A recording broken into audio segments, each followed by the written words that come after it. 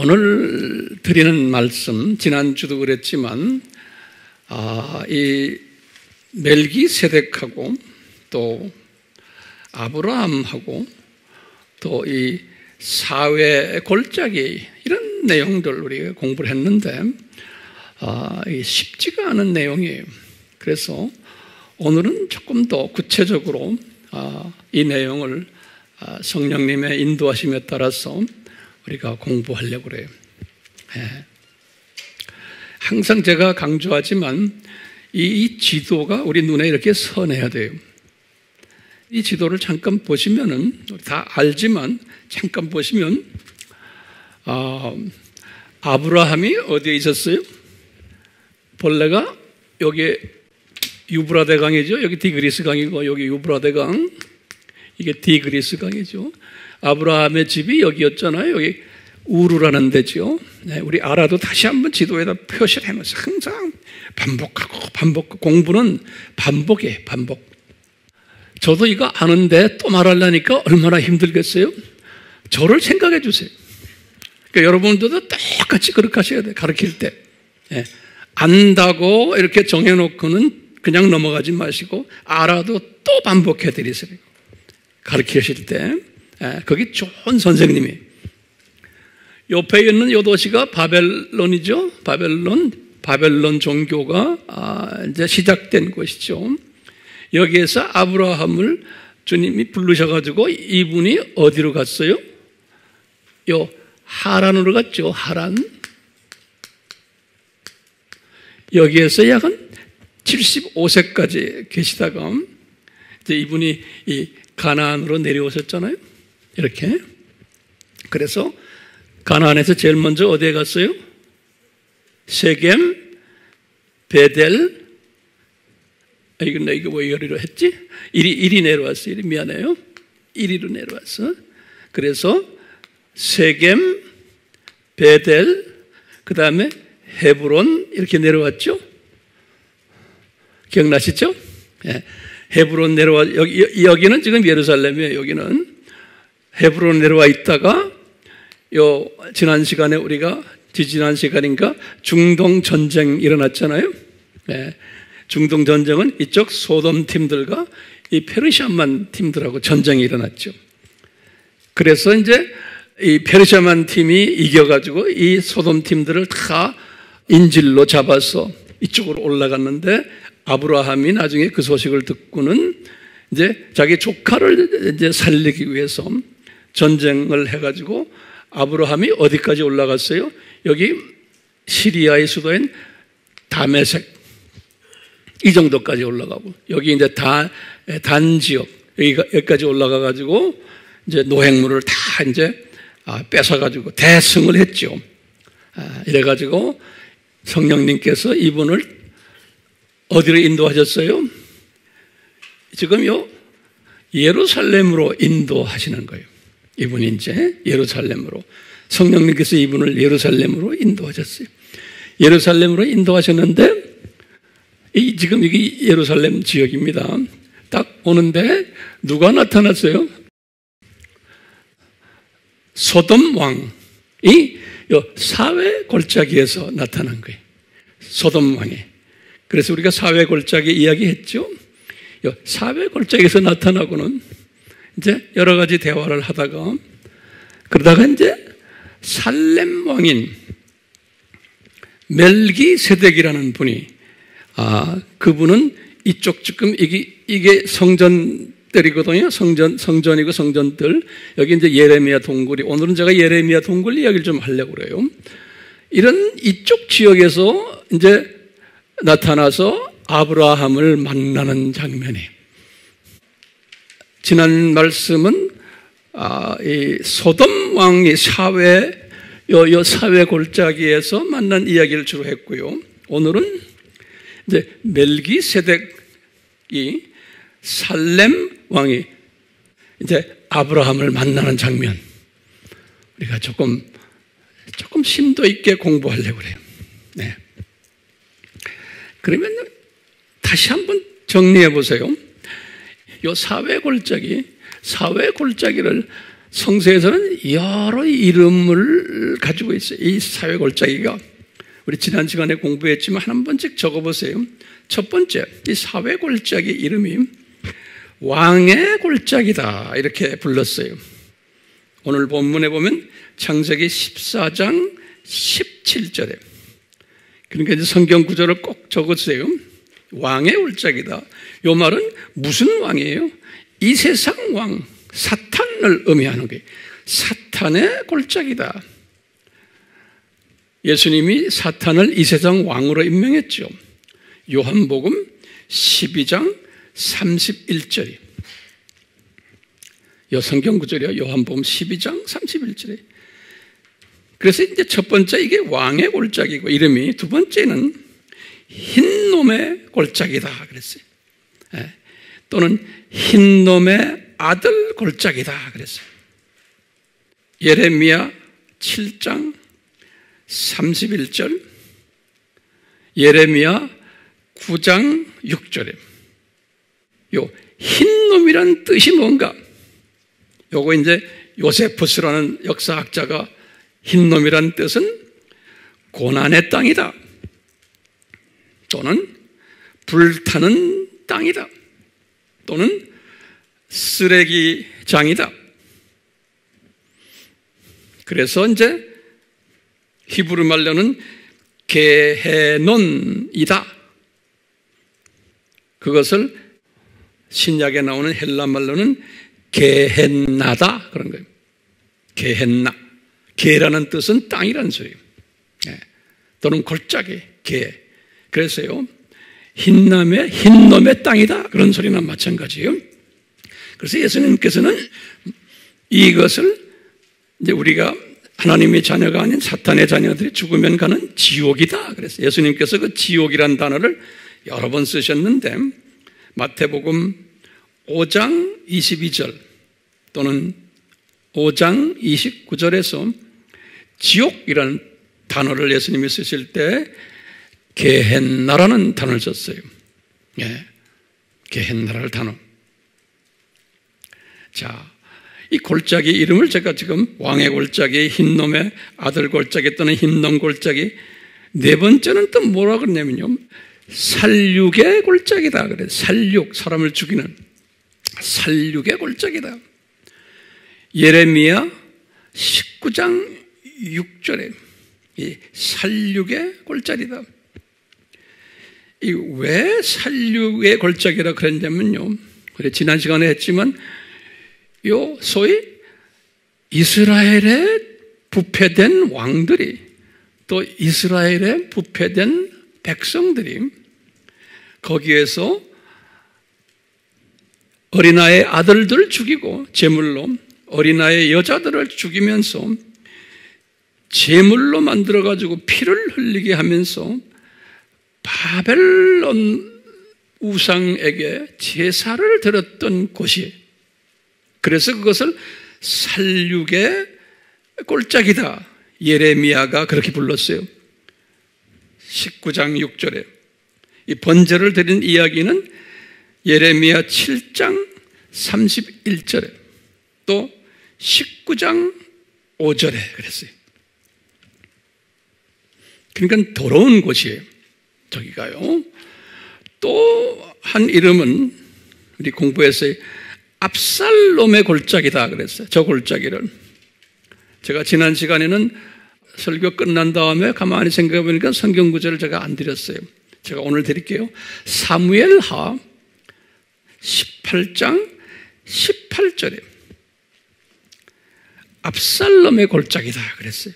그 압살롬이 거기에다가 피라미드 기둥을 세우고 자기를 섬기도록 그렇게 만들어 놓은 골짜기예요.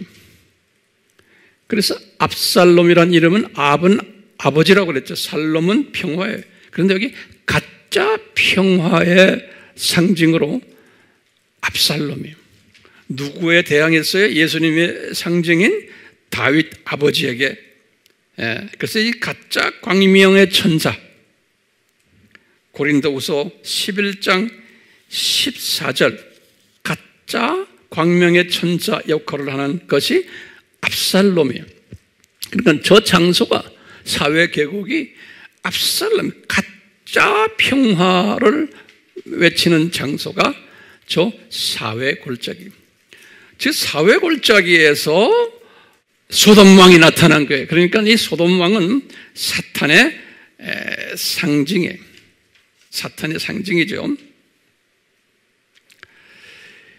이 장면이 지금 지난 시간에 우리 이야기한 건데, 제가 지난 시간에 이런 얘기했어요. 다시 한번 마음에 정리하세요. 아브라함 당시에 이 땅이, 지금 이 땅이, 또는 이 땅이 타락 전에, 지금 아담 타락 전의 땅은 아니죠. 이게 지금 타락이고, 이제 이 타락 전이에요. 이거 지금 이 타락 전에 있는 그 땅 모습은 아니죠. 아니라 그랬죠. 왜 그랬어요? 지진이 일어나고 또 타락하면서 또 지각 변동이 일어나고, 그다가 나중에는 2500년에 주전 홍수가 있었고, 아브라함은 이때거든요. 아브라함은요. 그러니까 아브라함이 지금 방문했던 이곳이 홍수 이후에 있었던 땅이에요. 그러니까 지각 변동이 많이 일어났을 때 그 지역 모습이에요. 그런데 제가 지난 시간에도 말씀드렸지만, 이제 오리지널, 다시 말하면 타락 전에 지역으로 언제 회복이 돼요? 이것은 나중에 새 하늘과 새 땅으로 올 때, 계시록 21장, 22장, 요때 이제 오리지널 에덴과 에덴 동산이 이제 다시 회복이 될 거예요. 요때. 그렇기 때문에 우리가 추측을 하는 거예요. 이 계시록 21장에 보면은 요 새 예루살렘을 저는 뭐라고 생각하냐면 에덴으로 보고 있는 거예요. 에덴으로. 에덴과 에덴 동산은 달라요. 에덴이 훨씬 넓은 거예요. 그래서 여기 보면 2400이라고 그랬거든, 킬로로. 그러니까 우리가 지금 그냥 물리적으로 그대로 본다면은, 아하, 여기가 2400 이렇게 보면은 아마 이 중동 지역, 이 지역으로 다시 변화될 거다. 그러니까 이 안에 내용들은 많이 바뀔 거예요. 왜? 이 지진에 의해서 다 바뀌었으니까. 그렇지만 크기가, 다시 말하면 오늘날 그 중동 지역이 예루살렘을 중심으로 해서 이 중동 지역 그 땅이 타락전 에덴과 에덴 동산이었을 거라고 우리가 추정하는 거예요. 추정하는 거예요. 이제 그만큼 이놈이 이제 오리지널이 이 계시록 때 가서 21장, 21장 새 하늘과 새 땅 할 때 다시 회복된다고 생각하시면 돼요. 이 개념 잡았죠? 자, 그런 과정 속에서 지금 아브라함 때 변화된 이 모리아산, 지금 이 동네를 아브라함 때 보여주신 거예요. 우리가 나중에 이제 알다시피 요 새 하늘과 새 땅으로 갔을 때는 신기한 게 사회 계곡이 있겠어요, 없겠어요? 적어놓으세요. 없을 거예요, 분명히. 이 사회 계곡은 이 창조하실 때는 만들어 놓으셨는데, 예? 이게 굉장히 중요한 개념이에요. 창조하실 때는 사회 계곡을 만들어 놓으셨는데, 그 사회 계곡이 뭘까요? 저는 볼 때 뭐냐면, 이 사회 계곡은 창조하실 때 사탄이 거처했던 장소구나, 이렇게 우리가 짐작하는 거예요. 그러니까 타락전이에요. 저 장소가 이 에덴이라는 큰 이 지역 안에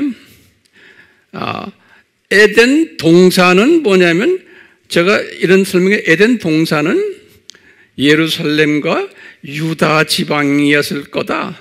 조금 더 넓게 보면 요 가나안 땅이 에덴 동산이었을 거다라고 짐작하는 거예요. 조금 좁은 의미로 보면 가나안 땅 안에서도 유다 지방, 그거보다 더 좁게 보면 예루살렘. 그런데 동산 중앙이라고 또 있는 거예요. 항상 타락전에 그 동산 중앙에 뭐가 있었어요? 생명나무가 있었고, 그러니까 생명을 주는 나무예요. 그거 생명의 소스가 거기 동산 중앙에 있어요. 그리고는 거기다 뭐가 있어요? 선악을 구별하는 또 나무가 거기에 있었던 거예요. 동산 중앙에. 그 중앙이라는 의미가 굉장히 중요해요. 그러니까 아주 여기 센터에. 그런데 거기에 보면 우리 창세기 3장 1절 보면 사탄이 있었다. 뱀이 거기 있었다 그랬잖아요. 그러니까요, 뱀이 있는 그 뱀이 있는 거처가 내 알기로는 사회 계곡으로 생각하시면 될 것 같아요. 그리고 동산 중앙에 두 나무 뭐예요? 생명나무와 무슨 나무예요? 선악을 구별해주는 지혜의 나무가, 그 나무는 이 동네에 있었던 것 같아요. 이 동네. 특히 제가 볼 때는 예수님께서 십자가에서 달리신 이 장소 나중에 제가 설명해 드릴게요. 여기 이스라엘 우리 갔다 온 사람들 알지만 그 버스 정류장이 있었어요. 버스 정류장, 그 예루살렘에 그 버스 정류장 그 위에 언덕산이 있는데 거기가 예수님의 십자가에 못 박혀 죽은 곳이다라고 전통적으로 알고 있어요. 모든 고고학자들이. 그래서 거기 보면 우리는 지난번에 안 갔지만 가든 툼이라고 그래요. 가든 툼, 영어로는. 우리 한국말로는 가든은 뭐예요? 정원 툼, 무덤. 그 근방이 이 동네에 있었어요. 여기. 그래서 여기에서 아담이 타락하지 않았나 보는 거예요. 그 당시에는 이 지역이 지금같이 이렇게 안 생겼겠죠. 아주 이쁘게 다 생겼을 거 아니에요. 지금 이 지진이 일어나고 해서 지금 변했지만 여기에서 왜냐하면 아담이 타락했던 그 장소가 중요해요. 그 장소에서 예수님이 죽으시는 거예요. 그러니까 이 양반을 살리시려면 그 자리에서, 그러니까 예수님이 십자가에서 달리신 그 장소가 아담이 타락했던 그 자리 같아. 그 동산 중앙. 그 먹는 그 장소. 그러니까 이제 추측을 그렇게 하는 거예요. 자, 그렇게 해놓고 우리가 이제 하나하나 좀 풀어봅시다. 이 소돔 왕이 아브라함을 이제 이렇게 영접하면서 무슨 유혹을 했어요? 창세기 14장 21절에 보면은 그랬어요. 네가 노획한 모든 사람들 그거 나에게 달라 그랬어요. 노획한 사람들, 지금 전쟁하면서 노획했잖아요. 그러면서 물품은 당신이 가져라 그랬어요. 이 노획한 사람들을 자기가 가지겠다는 건 그 노획한 사람들은 영적인 의미에서 뭐냐면 사탄의 자녀들이에요. 그 사탄의 자녀들은 내 거다. 그리고 물품은 너 가져라. 그러니까 예외를 딱 둔 거예요. 이 자녀들, 이 노약한 사람들 중에서 네 조카 롯만 네가 가져가라. 그러니까 롯은 하나님의 자녀로 예정된 분으로 생각하시면 돼. 아브라함에 속한 사람이에요. 이 물품도 실은 이게 사탄의 소유예요. 왜? 사탄의 자녀들 거예요. 그러니까 아브라함이 뭐라고 반응했어요? 14장 22절에서 23절에 보면은 이 자녀들 너 다 가져라. 물품 다 가져라. 그건 내 거 아니라는 거예요. 이렇게 반응했어요. 그런데 하나님의 자녀와 하나님의 자녀들에 속한 것과 사탄의 자녀들과 사탄의 자녀에 속한 것을 이렇게 분별하시는 장면이에요. 그러면서 어떻게 이 아브라함이 이런 마음을 가졌을까요? 물질의 욕심도 없었고 또 사람들에 대한 욕심도 없었던 거예요. 그 이유는 뭐냐면 아브라함이 믿음이 있었어요. 무슨 믿음이 있었냐면 아브라함이 고향에 있을 때 너 고향을 떠나면 네 조카도 떠나고 아버지 엄마 다 떠나면은 그래서 내가 약속한 땅에 가면은 그 유명한 아브라함과의 계약이 창세기 12장 2절과 3절에 내가 너에게 복을 주고 네 씨에게 복 주고 네 씨를 통해서 만민이 복을 받을 것이라는, 그러니까 이분은 벌써 그 말씀을 듣고 믿었어요. 그러니까 지금요 이번 전쟁을 통해서 받은 것들은 별거예요. 지금 아브라함에겐 큰 그림을 보여주신 거예요. 이러고는 주님께서 아브라함에게 또 약속하신 게 있어요. 롯이 떠난 후에 우리 지난 시간에도 했지만 아브라함에게 야야 너 다 돌려봐라. 이 땅 다 너한테 줄 거다. 그리고 네 자녀가 엄청나게 많아서 땅에 티끌같이 많을 거라는 거예요. 이런 약속을 했기 때문에 두 번 지금 했기 때문에 이 소돔 왕이 이렇게 말을 할 때 정말 별로 관심 두지를 않았던 거예요. 네. 자, 이런 장면을 우리에게 보여주시면서 이제 뭘 보여주시냐면 이제 살렘 왕, 이쪽에서는 왕이 이름이 멜기세덱이죠. 이 살렘 왕이 이제 등장하는 거예요. 등장해가지고 아브라함을 만나는 거예요. 만나는데 14장 18절에 보면 요 살렘 왕이 빵하고 포도주를 들고서 아브라함에게 나타나십니다.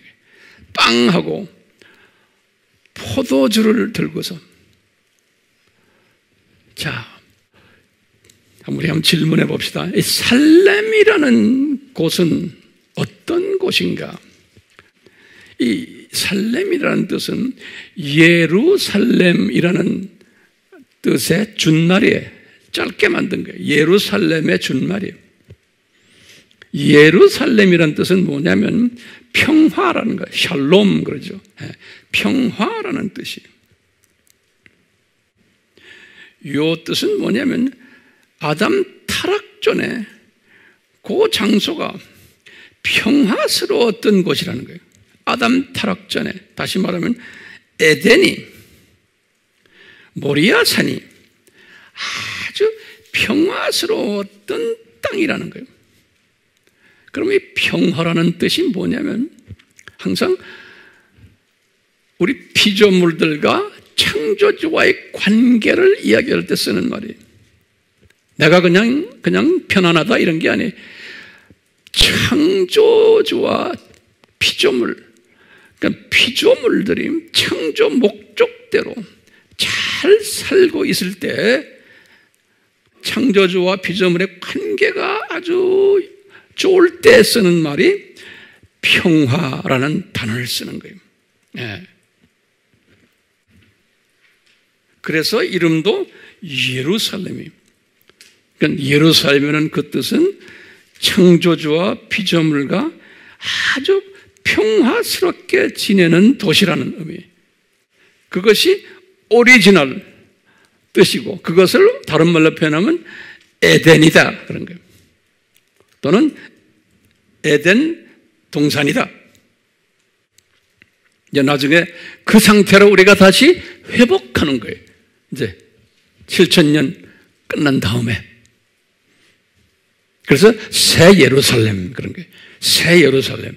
새롭게 화평을 이루는 피조물과 창조주와. 그런데 오늘 본문에서 아브라함에게 그러는 거예요. 살렘 왕이라는 이름이 나오는 거예요. 이분 이름이. 그래서 살렘 왕 이름인데 그 이름을 멜기세덱이라 그런 거예요. 우리 다 아는 이야기들이 멜키라는 뜻은 뭐냐면 유대말로 왕이라는 말이에요. 멜키 그래요. 그리고는 제덱 하는 말은 뭐냐면 영어로는 righteousness, 다시 말하면 의, 공의 그런 거예요. 공의. 다시 말하면 공의의 왕이다. 그 말이 멜키세덱 그러는 거예요. 멜키세덱, 공의의 왕이다. 이 말은 뭐냐면 이분은 공의라는 뜻은 뭐냐면 불의를 보면 못 견디는 분이시다. 이런 말이나 똑같아요. 불의를 보면 못 견디시는 분이시다. 어렵지 않은 것, 다시 말하면 창조주의 창조 목적대로 살지 않는 것을 불의라고 그러는 거예요. 항상 중요한 개념이에요. 창조 목적대로 살지 않는 것은 하나님의 시각에서 보면 어렵지 않은 거예요. 어렵지 않은 불의예요. 예. 그렇기 때문에 이 멜기세덱이라는 뜻은 하나님의 백성들이 하나님의 창조 목적대로 살도록 도와주시는 분이 멜기세덱이에요. 예. 하나님의 자녀가 공의롭게 살도록. 그런데 이 멜기세덱을 다른 이름으로 샬롬 왕이다 그랬어요. 샬롬 왕이다. 이 말은 똑같아요. 이분이 하나님과 피조물들 간에 평화를 이루는 왕이시라는 거예요. 네. 그래서 샬롬 왕이다 그랬어요. 그렇기 때문에 지금 지금 샬롬이라는 요 도시가, 여기가 지금 샬롬을 우리가 뭐로 해석하면 에덴으로 생각하시면 돼. 그냥 쉽게. 요 도시는 어떤 도시예요? 하나님의 공의가 실현되는 장소예요. 이 자리가 하나님의 평화가 실현되는 장소예요. 하나님과의 화평이 실현되는, 다시 말하면 창조 목적이 실현되는 장소가 이 장소인 거예요. 자, 그런데 신비한 게 있어요. 이게 무슨, 우리가 하나님의 신비라 그러잖아요. 뭐냐면 이 장소에서 장차 하나님의 공의가 무너질 것을 우리에게 가르쳐 줬어요. 그리고는 하나님의 화평이 무너질 것을 가르쳐 주셨어요. 어떻게 우리가 알아요? 왜냐하면 그러면 우리가 그러죠. 창세전에 예수 그리스도의 십자가 사건을 미리 디자인하신 것을 알면, 창세전에 십자가 사건을 디자인하신 거예요. 다시 말하면 이 에덴에서 이 샬롬이 무너지겠구나, 또 공의가 무너지겠구나 라는 것을 미리 하나님이 디자인하신 걸로 우리가 보면 돼. 이건 하나님의 신비라고 그러는 거예요. 성서에서는 다시 말하면, 이 말은 다섯 말로 표현하면 장차 이 세상 7,000년 창조 목적 학교를 미리 창세전에 디자인하셨구나. 디자인하셔서 저 샬롬이라는 저 마을이 파괴되겠구나, 또 공의가 파괴되겠구나. 이것을 우리가 지레 짐작할 수 있어요, 없어요? 짐작할 수 있다고 생각하면 손 좀 한번 들어보세요. 예, 감사합니다. 예. 자, 그렇기 때문에 거기다 더 이어서 지난번에 제가 항상 강조해요. 하나님은 이 불의, 악도 창조하시고 파괴자도 창조하신다는 것 이사야에게 말씀하셨어요.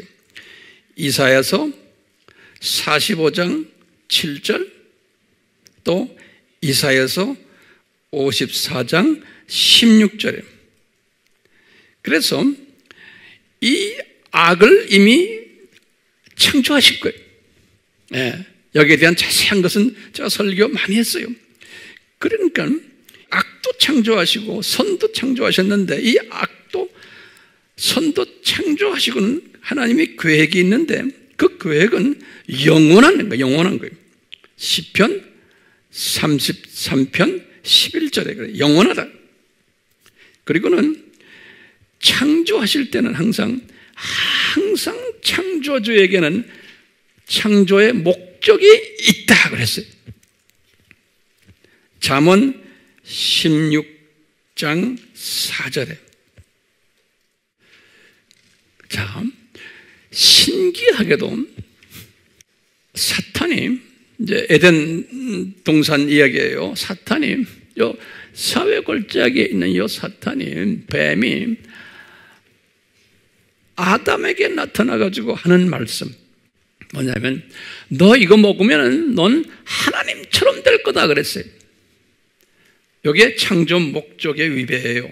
창세기 3장 5절에 굉장히 중요한 개념이에요. 지금 아담이 자기 자유의지를 발동해서 잘못한 게 아니고 이미 이게 디자인된 거예요. 그래서 디자인됐는데 어떤 불의가 나타났냐면 창조주와 동격되는 창조주처럼 되려고 하는 그 나쁜 마음을 가지게 한 거예요. 그 누가 줬느냐? 사탄이 그 마음을 준 거예요. 똑같이 루시퍼가 타락할 때도 이 마음을 가진 거예요. 사탄이. 우리 알다시피 이사야서 14장 에스겔 28장에 보면 하나님의 보좌에 올라가서 하나님처럼 되려고 했던 거예요. 그러니까 창조 목적에 위배되는 행동을 하는 그 주체가 요 사탄인 거예요. 그래서 요 사탄이 아담에게도 요 마음을 준 거예요. 그러니까 아하, 이것은 하나님의 퍼펙트 디자인이구나. 왜? 전능하신 하나님이 얼마든지 막을 수가 있어요. 전능하신데 왜 못 막아요? 그러면 전지하신 하나님이시기 때문에 창세전에 이미 디자인하셨다고 말씀하셨잖아요. 그러니까 우리가 인간적인 측면에서 보면은 이게 우리의 이성으로 이게 이해가 안 돼요. 그러니까 믿음의 차원이에요. 그러니까 많은 학자들이나 또는 진보적인 사상을 가진 사람들은 인간 중심인 사상들은 아담이 자유의지를 발동해서 잘못했기 때문에 예수님이 이 세상에 오시게 됐다. 아니에요. 제 말 좀 잘 들으세요?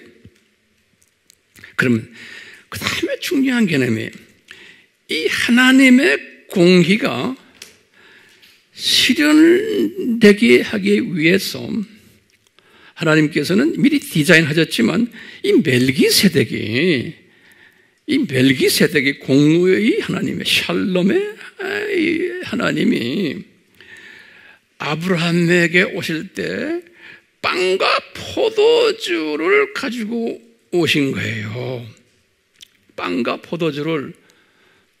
이게 무슨 의미예요? 이 공의가 실현되려면, 회복되려면, 샬롬이 회복되려면 이제 멜기세덱 예수님께서 잠깐 인간으로 오셔가지고 지금 아브라함에게 나타나신 거예요. 얘야 아브라함아, 내가 이제 십자가에서 피를 흘리고 요 포도주가 돼야 되고 살이 찢겨서 완전히 내 살이 전부 다 뭉그러져야 되지만 그래야지만 그것을 먹는 자들이 이 공의가 회복이 된다는 거예요. 샬롬이 회복된다는 거예요. 그러면서 이제 아브라함에게 그러는 게, 요 회복되는 그 위치가 어딘지 아느냐? 요 바로 요 지금 네가 서 있는 이 자리, 여기가 회복되는 자리라는 거예요. 여기가. 실제로 회복을 하는 자리가 십자가에서 못 박힌 자리인 거예요. 피 흘리는 자리. 이 자리에서 회복된다는 거예요. 그러니까 아브라함아, 너는 지금은 그 뜻이 뭔지도 모를 거야. 내가 왜 떡과 포도주를 가져왔는지, 너 이거 잘 모를 거야. 몰랐지만 아브라함을 부르신 목적이 뭐예요? 이제 이 7,000년 이 시대에 아브라함을 이 창조 목적 학교에서 이 하나님의 이 뜻을 이루는데 하나의 교육, 보조, 연극, 드라마로 이분을 픽업하신 거예요. 그러니까 이스라엘의 역사라는 것은 이 하나님의 이 회복, 이 드라마를 연극으로 보여주는 이 연극 배우들이, 그것도 구약 아브라함부터 시작해서 예수님 오시기 전까지 2000년 기간에 그거를 보여주는 역사 무대에서 보여주는 연극 배우들이, 예수님의 육은 뭐예요? 그래서 예수님께서 그런 건 내 살은 뭔지 아느냐? 내가 멜기세덱으로 아브라함 앞에 가지고 갔던 그 떡은 뭔지 아느냐? 예수님이 아주 분명하게 직접 인간으로 오셔가지고 요한을 통해서 말씀하시니 제자들에게 생명의 빵이다 그러는 거예요. 이 떡이, 이걸 먹어야지만, 그러니까 예수님의 이 육이 생명의 떡이다, 생명의 빵이다. 요한복음 6장 35절에서 또 48절에 이게 이 세상 떡이 아니라는 거예요. 나는 하늘에서 내려온 떡이다 하는 거예요. 네. 요한복음 6장 50절에서 이 떡을 먹으면 영원히 배고프지 않단다 그러는 거예요. 영원히, 그러니까 영생을 소유하게 된다는 거예요. 그러면서 예수님이 그러니까 이것이 진짜 양식이다 그래, 참 양식이다. 요한복음 6장 55절에서 또 53절에서 54절, 다시 말하면 53절에서 55절까지 이 말, 이 참양식을 먹어야지만 너희들 영원한 생명을 가지게 된단다 그러시는 거예요. 그러시면서 예수님께서 계속해서 말씀하세요. 요한복음 6장에 내 피는 어떤 피냐? 이게 포도주인데 이 포도주가 어떤 뭐냐? 참 음료란가? 요한복음 6장 55절에 생명을 주는 생수란다 그러는 거예요. 생수란다. 요한복음 6장 53절에서 54절에 이것을 예수님께서 사마리아 여자에게도 똑같이 말해요. 내가 주는 이 생수는 영원히 목마르지 않는 생수란다 그러는 거예요. 요한복음 4장 14절에 그렇기 때문에 요한복음 4장 14절에 뭐라고 그러냐면 이건 영원한 생명이 솟아나오게 하는 샘물이란다 그러네. 샘물. 그렇기 때문에요, 아브라함이 이 멜기세덱께서 이 떡과 포도주를 들고 나타났을 때 아브라함이 그 뜻을 아셨을까요? 노트에다 적으세요. 모르셨다. 이 말을 꼭 적어요. 그렇지만 너는 몰라도 괜찮아. 그냥 이제 내가 너와 네 후손들의 역사를 통해서 내가 이것을 이제 보여줄 거다는 거예요. 드라마로. 너희들은 그 드라마 연극 배우들이다. 그리고는 이 사건 후에 소위 이삭이 태어나고 이삭이 16세 되었을 때 요 부엘세바에 있었을 때, 여기 부엘세바라고 여기 부엘세바에 있었을 때 우리 잘 알죠? 얘야 네 아들 이삭을 모리아 산에 가서 바쳐라 그러는 거예요. 여기 모리아 산에. 창세기 22장 이야기죠. 네 아들을 모리아 산에 가서 바쳐라. 그런데 분명히 모리아 산에서 바치는데 내가 다시 이 아들 죽지 않게 해줄게라는 말씀을 아마 하셨던 것 같아요. 그래서 이 아브라함이 이제 사환 두 분을 데리고 같이 이제 갔는데 이제 가서 바치기 직전에 사환한테 하시는 말씀 보면 우리가 알 수 있어요. 뭐냐면 우리가, 그러니까 나와 내 아들이 다시 돌아올게. 그러니까 잠깐 여기 있어라. 그러니까 제사 드리고 돌아올게. 근데 기가 막힌 게 말이죠.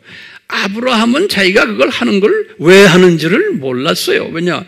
이분은 그냥 드라마의 연극 배우예요. 그런데 나중에 바울이 2000년 후에 갈라디아서 3장 16절에 그 바울이 주후 49년에 바울이 깨달은 거예요. 바울에게 말씀하시는 거예요. 바울아, 그때 2000년 전에 요 모리아 산에서 이삭을 바칠 때 그 이삭이 누군지 아느냐? 누구의 표상인지 아느냐? 그래서 단수로 표현, 단수. 이삭. 예. 그 C, 그런데 C라는 게 단수로 되어 있어요. 그러면서 요 이삭이 예수님의 표상이란다?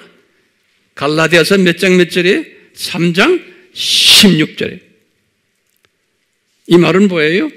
저 자리에서, 요 자리, 여기에서 예수님이 장차 이제 십자가에서 죽으실 것을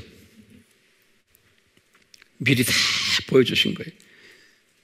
그러니까 바울은 이미 죽으신 예수님을 이미 다 본 거죠. 그래서 그 죽으신 예수님의 이야기가 2000년 전에 아브라함에게 이렇게 다 보여주셨단다. 멜기세덱을 통해서 또 모리아산에서 제물로 바치는 이야기를 다 들려줬단다. 그러니까 이제 우리가 이걸 알 수가 있어요. 아하, 이게 하나님의 창조 목적 학교를 세우시기 위해서 하나님의 이 복, 저주, 복 프로그램을 디자인하셨구나. 타락 전에는 복을 주셨다가 육헌령에, 타락 후에는 그 복을 다 뺏어가셨어요. 저주로. 그리고는 그 저주를, 이제 저주 안에 있는 그 저주를 누가 뒤집었어요? 예수님이 오셨어. 멜기세덱이 오셨어. 그 저주를 뒤집어 쓰시는 거예요. 그래서 십자가에서 죽는 것은 저주를 받는 거다. 신명기 21장 23절에 모세에게 말씀하셨어요.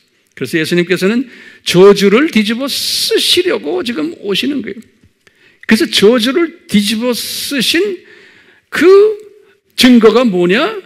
이분이 육이 완전히 다 뭉개지시고 파괴되고 피를 흘리시고, 그러니까 그 저주를 뒤집어 쓰신 이분의 떡과 포도주를 먹으면은 우리는 저주에서 다시 복으로 회복된다라는 프로그램이에요. 그게 창조 목적 학교의 프로그램이에요. 그러니까 이 창조 목적 학교는 복으로 회복되는 학교라고 저는 보고 있어요. 예, 복으로 회복되는. 예. 그래서 이 일을 드라마의 캐릭터로 하나님이 일방적으로 아브라함을 택하신 거예요. 아브라함이 잘나서가 아니잖아요. 이분을 그냥 은혜로 예정하시고 선택하셔가지고 때가 되어서 아브라함을 부르셔가지고 이 일을 우리를 위해서 드라마 역사 속에서 진행하도록 하신 거예요. 그러니까 아브라함은 그냥 드라마의 캐릭터로 그냥 했던 것 뿐이지, 자기가 이 사회 계고에서 이 소돔왕을 만나는 것도 그렇고, 지금 이 멜기세덱을 만나서 지금 떡과 포도주에 관한 내용도 이분 내가 볼 때는 자세히 몰랐어야만 돼요. 왜냐? 아직은 이분은 그걸 알면 안 되게 돼 있어요. 많은 영화 배우들도 무슨 뜻도 모르고 작가가 만들어 놓은 대로 외워서 하잖아요. 자, 그렇기 때문에 우리가 이제 다음에 이제 언젠가 공부하겠지만 이 6월절 사건에 이제 창세기 15장 13절에서 16절에 그랬죠. 아브라함아, 때가 되면은 네 후손이 이방 나라에 가서 400년 동안 노예 생활하다가 이 땅으로 돌아오리라. 창세기 15장 13절에서 16절. 예수님의 입장에서 보면 이거 큰 그림을 그린 거예요. 이 아브라함의 후손들이 이방 나라에 가가지고 400년 노예 생활하다가 이 땅으로 돌아오리라. 그 출애굽 사건 아니에요? 그 6월절 사건이죠. 그럼 왜 그래요? 이 6월절 사건을, 이 이스라엘의 역사를 통해서 한번 보여주시는 거예요. 이 예수님의 살과 피의 사건을 아주 역사 속에서 구체적으로 보여주시는 거예요. 이것을 아브라함에게 지금 이 동네에서 지금 이 에덴에서 미리 다 가르쳐 주신 거예요. 그럼 우리가 한마디로 딱 보면요, 이 세상은 어떤 세상으로 보고 있어요? 우리는요, 이게 7000년 창조 목적 학교구나. 예. 그럼 1세기에 와가지고 유대인들 중에서 기독교인이 된 사람들이 가지고 있는 질문이 하나 있었어요. 구약에 지금 오늘 본문에 창세기 14장의 멜기세덱, 도대체 이분은 누군가? 이걸 가지고 또 누구다 서로 하잖아요. 이 큰 그림을 보지 못하니까요, 이 쪼가리 가지고 싸움질하는 사람들 많아요. 그러니까 주님께서 히브리서는 유대인 크리스천들을 향한 거예요. 히브리서 7장에 보면 7장 전체가 나와요. 이 멜기세덱이 누군지 아느냐? 이 사람이 예수님이다 그러시는 거예요. 이 멜기세덱이. 그러니까 아브라함에게 나타나셨던 이분이 누군지 아느냐? 예수님이다. 그분이 깨진 평화를 다시 회복시키기 위해서, 깨진 의가 회복되기 위해서 이분이 이 땅에서 이제 곧 죽으실 거다 그러는 거예요. 저 자리에서. 근데 그 자리가 어느 자리예요? 누가 죽은 자리예요? 아담이 죄를 범한 자리예요. 그러니까 그 자리에서, 정확한 그 자리에서 예수님이 이제 죽으셔야만 되는 거예요. 정확한 그 자리에서. 자, 아주 요 근래 알려진 사람 한 분 있어요. 그 사람을 내가 소개해 드릴게요. 론 라이엇이라는 사람인데요.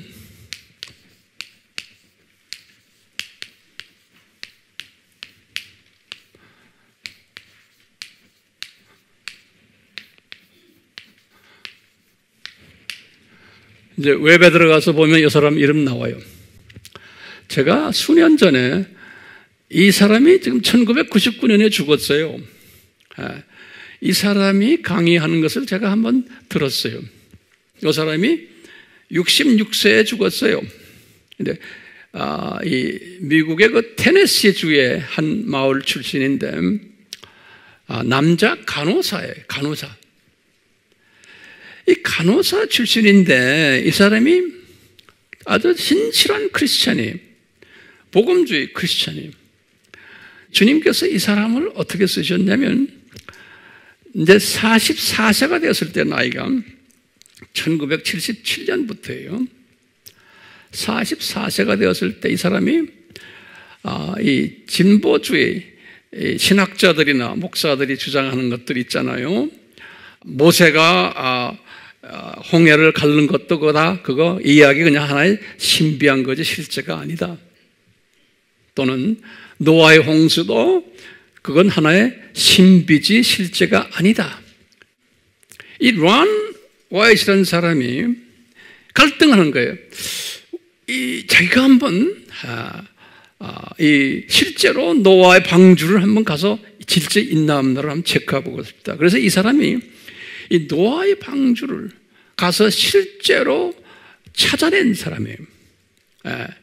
그뿐 아니라 또 홍해를 건넜다 그랬는데 홍해가 갈라졌으니까 애굽 군인들이 물에 빠졌을 거 아니에요? 그러니까 그 홍해 바닥까지 들어가가지고 자기 팀들이 있어요. 미국의 이 리서치하는 팀들이 홍해 바다 밑에까지 가보니까 거기에 애굽 군인들의 말 타고 가던 수레 있죠? 이 바구들이고 뭐고 거기 다 홍해 밑바닥에 있는 거를 다 사진 찍어 온 거예요.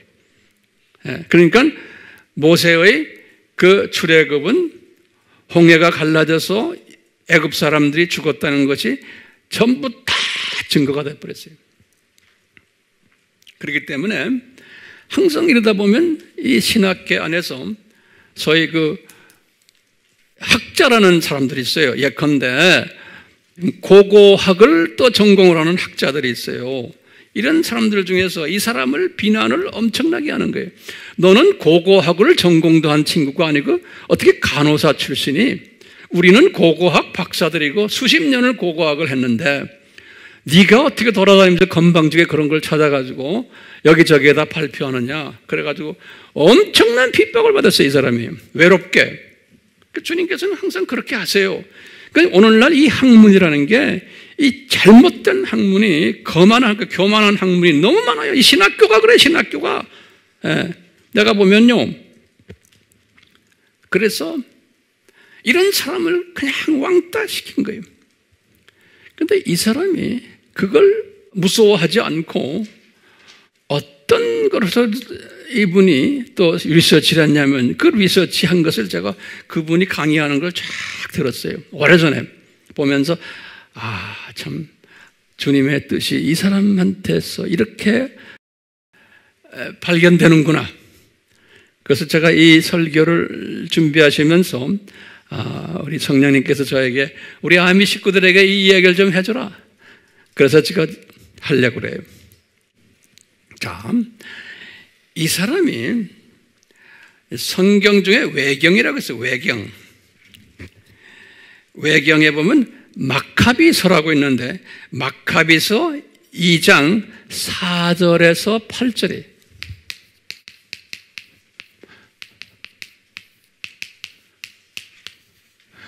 마카비서 외경이에요. 외경.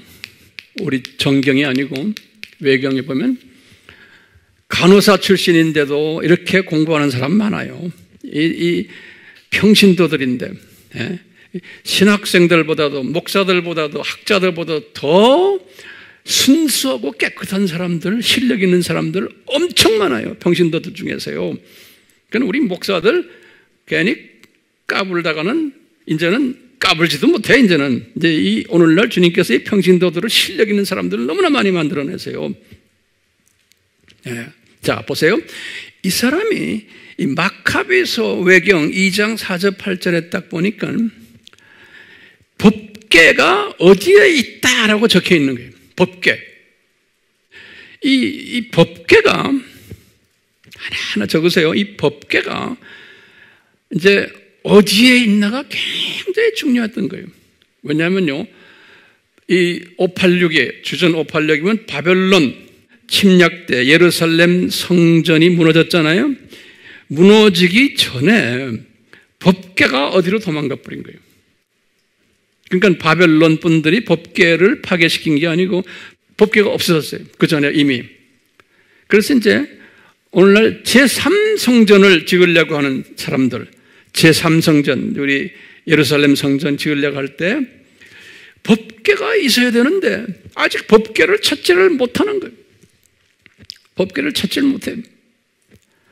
그래서 지금 제가 예전에 한 10몇 년 전에 우리 아바제가 가르칠 때도 이 법궤 이야기를 했어요. 그래서 이제 학자들 사이에서 이 법궤가 어디에 숨겨져 있을까 하면 두 학설이 있어요.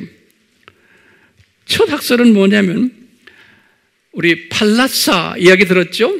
에티오피아 유대인들이 팔라사들이 그 팔라사의 그 시조가 누굽니까? 솔로몬의 그 처 중에 한 분이죠. 그분 이름이 뭐예요? 시바 여왕 그러죠. 이 팀들이 가져갔다라고 하는, 그래서 지금 그 팔라사 사람들이 숨기고 있다라는 학설이 하나 있었어요. 우리 아바 강의할 때 십몇 년 전에 그 학설에 내가 무게를 뒀었어요. 예.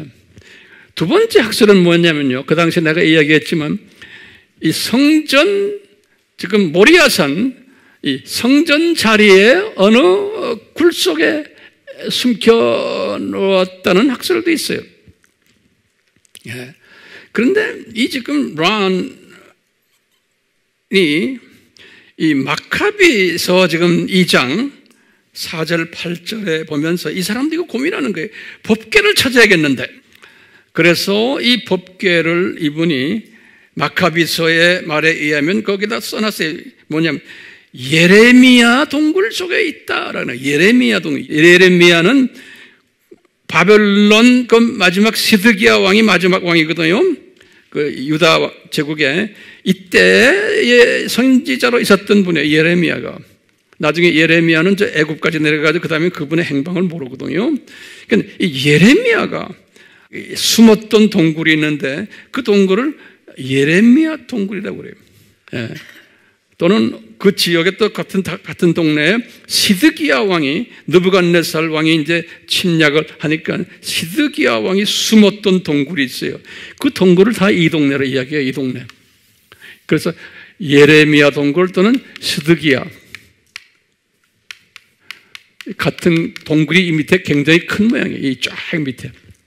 근데 이 예레미야 동굴 속에 숨겨져 있다라고 써 있으면서, 그러면 이 마카비에서 무슨 말했냐면 언제 이 동굴을 우리가 들어가서 이 안에 법궤를 찾을 수 있을까 할 때 거기다 뭐라고 했냐면 하나님의 자녀들 모두가 예수님 안에서 모아질 때 그때서야 이것을 알려진다는 거예요. 이것이 위치가. 이 말은 어떻게 표현하면, 우리식으로 표현하면 이방인의 충만한 숫자가 들어와야 되고, 또 유대인의 적어도 14만 4천의 숫자가 들어올 때, 예수님의 재림 전 이야기 들어올 때 이 위치가 이제 폭로가 된다는 거예요. 그러니까 이분이 이것을 딱 알고는 이 란이 1991년부터 이 예레미야 동굴을 탐사하기 시작한 거예요. 예레미야 동굴을. 그런데 이 예레미야 동굴은 이스라엘 정부에서도 허락하지 않고 또 무슬림 팀들도 허락하지 않고 여러 가지의 그 어려운 가운데 또 기독교에서의 그 고고 학자들도 이 사람 비난하고 당신 돌았어? 근데도 성령님께서 이 사람을 계속해서 집중적으로 이것을 트라이 하다가 2002년에 이스라엘 정부가 허가를 했어요. 2002년에 너 들어가라. 그 대신에 정부의 관리들과 같이 들어가 보니까 이게 예전에 이미 다 지진으로 지형 변화가 일어나고 뭐 여러 가지 희한함이 있으니까 이 동굴도 들어가서 자기네가 생각하는 그 법궤가 있는 것을 뭐 바위를 부시고 뭐 부시고 하면서 이게 법궤가 그러니까 이 큰 바위 속에 숨겨져 있는 거예요. 지진에 의해서 이게 여러 가지로 이제 지적 변화가 있어서, 그러니까 이 사람이 성령님이 인도하신 거죠. 그냥 찾아 들어가다가 법궤가 있다고 하는 자리를 이제 발견한 거예요. 이분이. 근데 법궤가 이 바위 속에 그 용암에 의해서 이렇게 해서 덮여 있는데 요 자리일 거다라고 이제 잡아낸 거예요. 이 사람이. 자, 그런데 그 자리가 어디였냐면 이분이 보니까 기가 막힌 게요. 예수님이 십자가에서 죽으셔서 매달려 있는 그 자리에 바로 밑인 거예요. 그래서 예수님의 내가 십자가 그려놨죠, 여기 바로 밑인데, 이 놀라운 이야기예요. 뭐냐? 그 예수님이 십자가에서 피를 흘리시고는 피가 뚝뚝뚝뚝 흘려가지고, 그 바로 지금 덮개가 숨겨져 있다는 거기에 피자국이 아주 선명하게 쫙 내려와 있는 거예요. 그러니까 예수님께서 죽으시면서 예수님의 그 보혈이 그 지금 법궤의 지성소에 법궤의 법궤면 알죠? 예? 그 법궤에 이제 떨어지는 거예요. 법궤 위에. 다시 말하면 예레미야가 또는 시드기야가 법궤를 그쪽에다 숨겨놨는데, 숨겨놓은 그 자리가, 그러니까 예수님이 죽으시기 훨씬 전 이야기예요. 500~600년 전 이야기예요. 예수님이 못 박힌 바로 밑에 땅 밑에다가 숨겨놓은 거예요. 그래서 같이 갔던 한 4명 정도가 그 안에서 지금 했는데, 이스라엘 정부의 그 정부 공무원들하고 같이 갔는데, 이분들이 뭐 했냐면 내려온 피를 긁어다가 채취해가지고, 지금부터 잘 들어요. 이 피를 채취해가지고 이스라엘의 예루살렘의 아주 유명한 병원에 가져갔어요. 피를 병원에 가져가서 혈액 검사를 한 거예요. 예. 혈액 검사를 하니까 거기에 혈액 검사하는 이분들이 놀래 자빠지는 거예요. 이 피가 지금도 살아있는 피라는 거예요. 그 바위에 묻혀있는 피가 지금도 살아있는 피고, 지금 내 이야기 아니에요. 이게 지금 공식적으로 다 알려진 거예요. 네. 이제 웹에 들어가서 한번 리서치 해보세요. 이 피가 살아있는 것만이 아니고 크로모존이라고 그러죠. 염색체. 크로모존 넘버의 염색체 숫자가 24개밖에 없다는 거예요. 이 피에 크로모존, 다시 말해 이 염색체의 넘버가 24개밖에 없는 피라는 거예요. 이 말은 뭔가 하면요, 정상 사람은 46개 크로모존이 우리는 염색체가 46개, 어떻게 46개면 우리는 46개. 지금 예수님의 피는 24개고, 보통 우리는요, 이 22개 플러스 어머니 22개 플러스 아버지. 그래가지고 이게 23개인 거예요. 우리가 가지고 있는 염색체가. 예. 어머니의 피도 있고, 아버지의 피도 있고. 예. 22, X, Y. 그래서 23개. 그래서 46개가 우리가 염색체를 가지고 있는데, 이 피는 24개라는 거예요. 그런데 24개인데, 요 22, 엄마 염색체는 있다라는 거예요. 23개. 그런데, 이 염색체 보니까 Y 하나밖에 없다는 거예요. 그래서 24가 돼요. 다시 말하면, 마리아의 몸에서 나오셨는데 예수님께서 Y는 누구의? 성령님께서 잉태하신 거죠. 그러니까 아빠가 없는 거예요. 그러니까 이 예수님의 이 보혈은 특별한 보혈인 거예요. 그러니까 100% 성육신 하셨는데 염색체가 우리와 다른 염색체를 가지고 있는 거예요. 예수님께서. 그래서 그 병원의 연구원들이 이게 누구냐라고 물어보더래요. 이런 사람이 있느냐? 그러니까 이분이 그분의 그 문헌에 보면 그래서 이분이 너의 구세주의 피란다? 이렇게 말했대요. 이것이. 그런데 이 법궤가요, 앞으로 이제 제3성전이 지어질 텐데, 이 제3성전 지어질 때 이 법궤가 나올까요? 안 나와요. 왜요?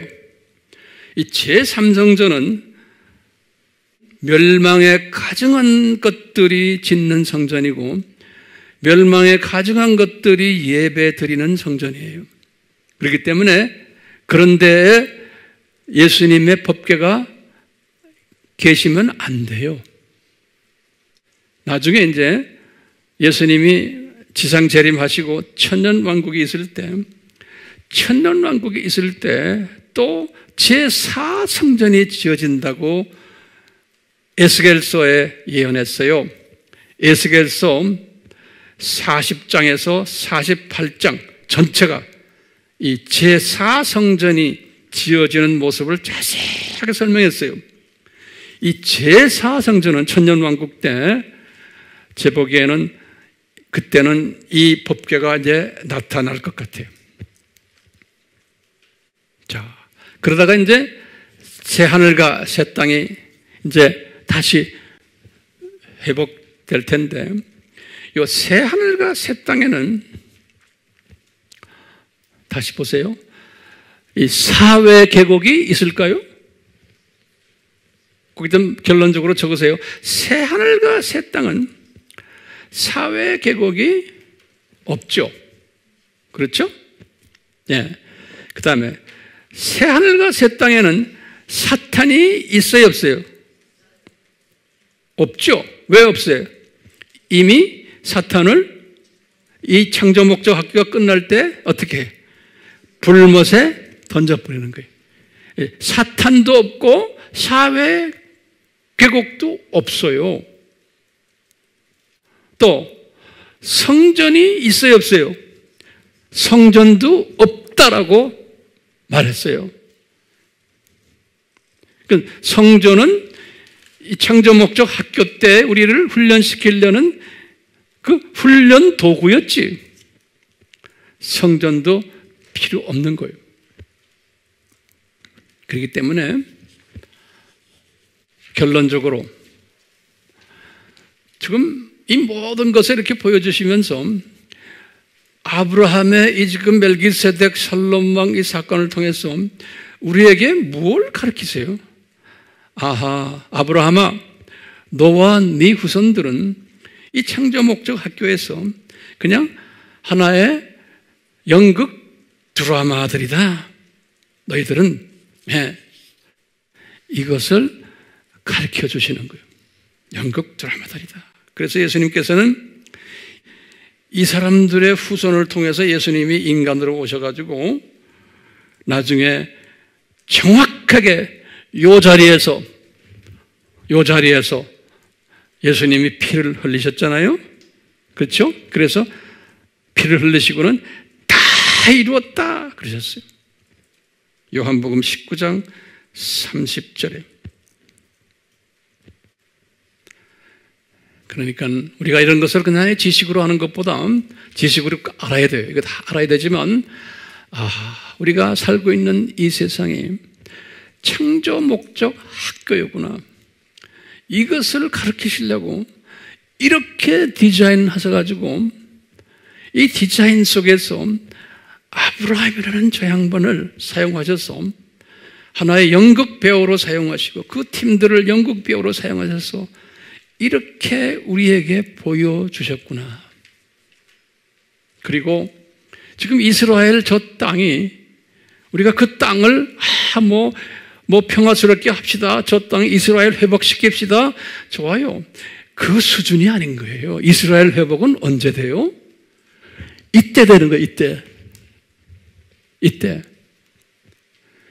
그러니까 우리가 자칫하면은 그 이스라엘 자체가 하나의 우상이 돼버리는 거예요. 이 창조 목적 학교의 큰 디자인을 보지 못하고 그냥 우리가 이스라엘 사람 사랑합시다. 이스라엘 나라 우리가 다시 재건합시다. 그건 우상인 거예요. 제가 이제 다음 시간부터 계속해서 이런 내용과 비슷한 내용들을 가지고 계속 이제 말씀 올려드리려고 그래요. 말씀 올려드리려고 그래요. 예수님 저희들에게 끊임없이 그 예수님이 가르쳐 주시는 그 엄청난 신비를 가르쳐 주시고 우리가 이것을 내 스스로가 깨닫고 주변 많은 형제 자매들에게 나누며 그 창조 목적 학교의 그 중요성과 절대성을 외치는 나팔수가 되도록 이제 창조 목적 학교가 거의 끝내가고 있는 시대라는 것을 시대 분별력을 가지고 나팔을 보는 나팔수가 되도록 성령님이여 인도해 주시옵소서. 예수님의 이름으로 기도드리옵나이다. 아멘.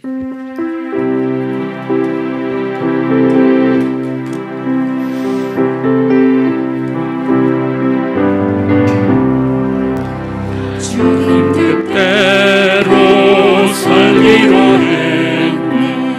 주님 뜻대로 살기로 했네. 주님 뜻대로 살기로 했네. 뒤돌아서지 않겠네. 이 세상 사랑 날 몰라줘. 이 세상 사랑 날 몰라줘도 이 세상 사랑 날 몰라줘도 뒤돌아서지 않겠네. 세상 등지고 십자가 보네. 세상 등지고 십자가 보네. 세상 등지고 십자가 보네. 뒤돌아서지 않겠네. 주님 뜻대로 살기로 했네. 주님 뜻대로 살기로 했네. 주님 뜻대로 살기로 했네. 뒤돌아서지 않겠네. 이 세상 사랑 날 몰라줘도 이 세상 사랑 날 몰라줘도 이 세상 사랑 날 몰라줘도 뒤돌아서지 않겠네. 세상 등지고 십자가 보네. 세상 등지고 십자가 보네. 세상 등지고 십자가 보네.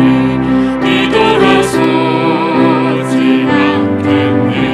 잠깐 여기 보시면 요 지금 예수님의 십자가 달리신 요 장소 여기가 어떤 장소 같아요? 그 장소가 오리지널 타락 전에 생명수 나무가 있었던 것이고 또 뭐예요? 선악을 앓는 지혜를 주는 나무가 있었던 것이고 그 자리가 에덴의 어디 중앙이고 그 자리에서 아담이 타락해서 죽은 자리에 정확하게 그 아담을 살리는 일을 예수님이 그 자리에서 하신 거예요. 네. 그래서 그 자리 바로 밑에다가 성령님께서 법궤를 숨기도록 하신 거예요. 그러니까 우리가 새 하늘과 새 땅에 가면 그 동네가 아주 기가 막힌 동네로 이렇게 보이면서 우리는 이 동네가 여기였군요.